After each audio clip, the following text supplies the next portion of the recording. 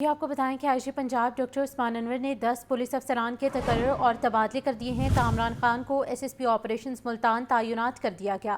ملک طارق محبوب S S P operations Faisal آباد تعینات کر دیے گئے ہیں۔ اور اسی حوالے سے مزید تفصیلات جاننے کے لیے بات کر لیتے ہیں مدثر حسین سے۔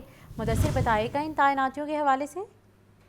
پنجاب پولیس میں یہ تقرر تبادلے کیے گئے ہیں اور اس حوالے سے عجیب جناب ڈاکٹر عثمان انور نے 10 پولیس افسران کے تبادلے کیے ہیں اور ان کا نوٹیفکیشن بھی جاری کر دیا ہے۔ جن افسران کے تبادلے کیے گئے ہیں ان میں کامران خان کو S S P operation Multan تعینات کیا گیا ہے۔ اس کے علاوہ ملک طارق محبوب کو S S P operation Faisal آباد کی سیٹ پر تعینات کیا گیا ہے۔ غلام عباس کو ایس پی صدر فیصل آباد تعینات کیا گیا ہے۔ اس کے علاوہ عثمان منیر کو ایس پی انویسٹیگیشن سیالکوٹ کی خالی سیٹ پر تعینات کیا گیا ہے۔ اس کے علاوہ محمد ضیاء الحق کو ایس پی جڑاوالا تعینات کیا گیا ہے۔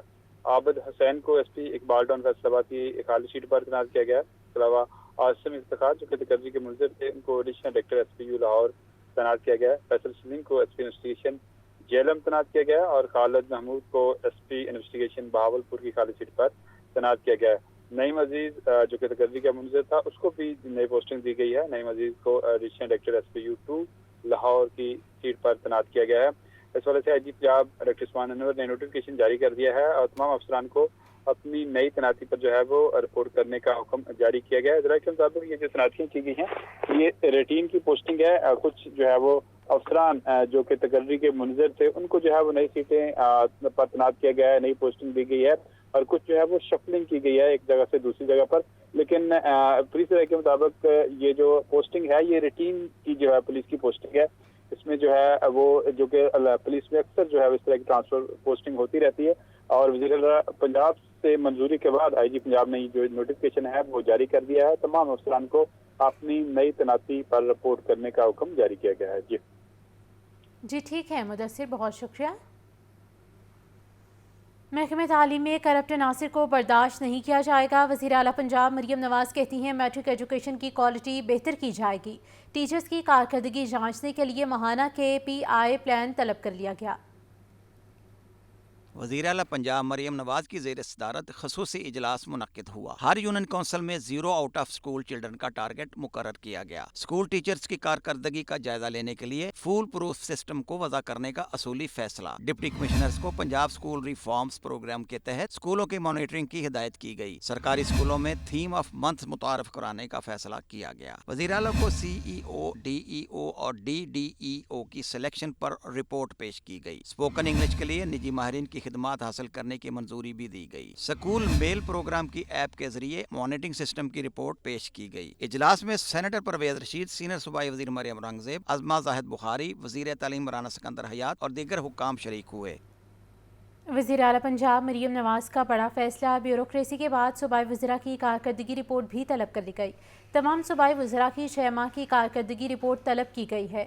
ذرائع کے مطابق تمام وزراء کو دیے گئے اسپیشل ٹاسک کتنے پورے ہوئے اور الاٹ کیے گئے ڈویژن اضلاع میں پرفارمنس کیسی رہی ہے، محکموں میں بہتری لانے کے لیے کس قسم کے اقدامات اٹھائے گئے، جاری پروجیکٹس اور نئے انیشیٹو سے متعلق کیا پلاننگ رہی ہے، اجلاسوں میں دی جانے والی ہدایت پر کتنا عمل کیا گیا، تمام کارکردگی کا تفصیلی جائزہ لیا جائے گا۔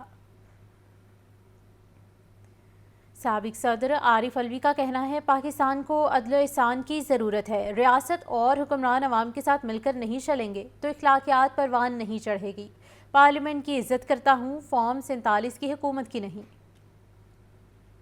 سندر میں PTI مذہبی امور ونگ کی جانب سے خاتم النبیین کانفرنس کا انعقاد۔ سابق صدر مملکت عارف الوی نے کانفرنس سے خطاب کرتے ہوئے کہا کہ پاکستان کو عدل و احسان کی ضرورت ہے۔ ایران نے ایئر بیس پر حملہ کیا تو دنیا جاگ گئی۔ فلسطین پر ظلم و بربریت جاری ہے اور کوئی بول نہیں رہا۔ جس طرح سے ظلم و ستم کر رہے ہو، گھروں کو گرا رہے ہو، مساجد کو گرا رہے ہو، بچوں کو مار رہے ہو، تو انہوں نے جو حملہ کیا وہ صرف ایک ایئر بیس کے اوپر حملہ کیا۔ اب ساری دنیا جاگ گئی، آج تک جاگی نہیں تھی۔ تو روزانہ سوشل میڈیا میں آپ دیکھ رہے ہیں کہ بچہ مر گیا، یہ بچی مر گئی، یعنی دیکھ کر رونا ہی آتا ہے۔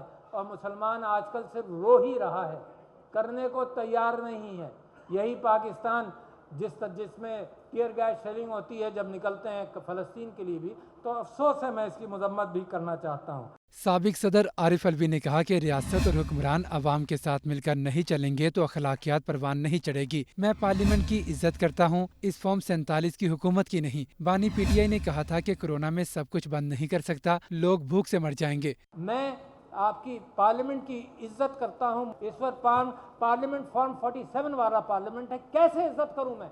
ये धांधली वाले लोग हैं, ये जबरदस्ती झूठ बोल कर आए हैं। शहबाज शरीफ साहब अभी अमेरिका गए तो न्यूयॉर्क के होटल में $5,500 के कमरे में ठहरे, एक दिन के $5,500। खातमुन नबीयीन कॉन्फ्रेंस का इनेकाद सदर मजहबी उमूर विंग पीटीआई लाहौर अल्लामा असगर आरिफ चिश्ती की जानिब से किया गया, जिसमें जैन कुरैशी के अलावा शहरियों की बड़ी तादाद ने शिरकत की। दूसरी जानब लाहौर की जिले इंतजामिया भी इंसदाद डेंगू के लिए मुतहर्रिक। डिप्टी कमिश्नर सैयद मूसा रजा का DH फेज 8 में डेंगू टीमों के काम का मुआयना। डेंगू टीमों से लार्वा डेंगू केस रिस्पांस से मुतालिक तफसीली ब्रीफिंग ली। चेकिंग के दौरान एक घर से डेंगू लार्वा बरामद, जिसे मौका पर तलफ करवाया गया। DC लाहौर की डेंगू टीमों को मुतासरा घर और अतराफ में डेंगू स्प्रे यकीनी बनाने की हिदायत। DC सैयद मूसा रजा ने मुतल्लिका DDHO को डेंगू फील्ड टीमों की बरवक्त हाजिरी यकीनी बनाने की भी हिदायत की। कैमरामैन बिलाल के साथ मोहम्मद बिलाल, लाहौर न्यूज़।